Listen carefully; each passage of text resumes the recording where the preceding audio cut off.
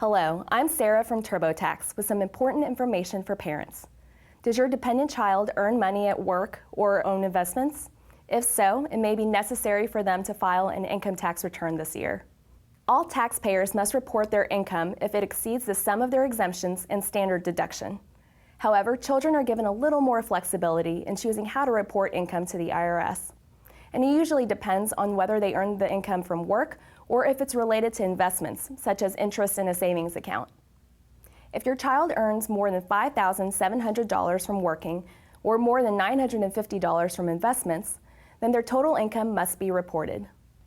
There are two ways your children can do this: file a separate return of their own, or if the income is solely from interest and dividends, you can just add those amounts to your own tax return and pay the tax on their behalf.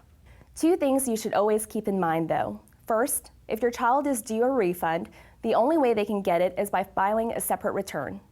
And second, before you make the decision to include their interest and dividends on your return, check to see if less tax is due when a separate return is filed, since you're probably subject to higher rates of tax. For more information about income taxes, visit TurboTax.com.